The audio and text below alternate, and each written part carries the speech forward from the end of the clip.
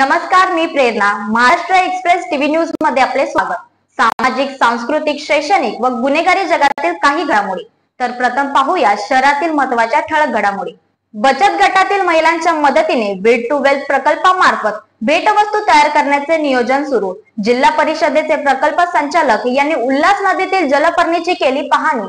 उल्हास नदीतील जलपर्णीचा वापर करून महिला बचत गटामार्फत भेटवस्तू तयार करण्याच्या उद्देशाने मंगळवारी जलपर्णी व्यवस्थापन करण्याच्या उद्देशाने जिल्हा ग्रामीण विकास यंत्रणा प्रकल्प संचालक छायादेवी शिसोदे यांच्या प्रमुख उपस्थितीत तर अध्यक्ष अजय बहुउद्देशीय संस्थेचे व्यवस्थापक स्वाती धोटकर यांच्या मार्गदर्शनाखाली मारळ कांबा वरप येथे जलपर्णीची पाहणी करण्यात आली.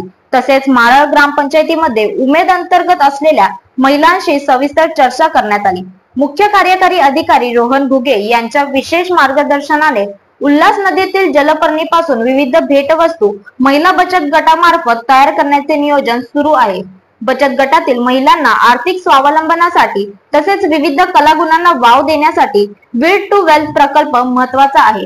बचत गटातील महिलांसोबत जलपर्णीपासून उद्योग व व्यवसाय याविषयी चर्चा करण्यात आली. तर जलपर्णीपासून तयार करण्यात आलेल्या वस्तू महिलांना दाखवण्यात आल्या.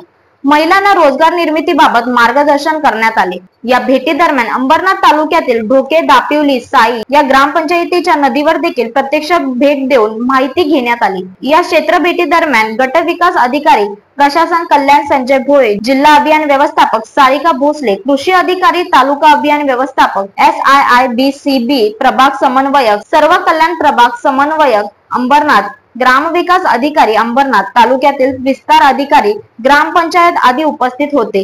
तर या होत्या शहरातील महत्त्वाच्या ठळक घडामोडी.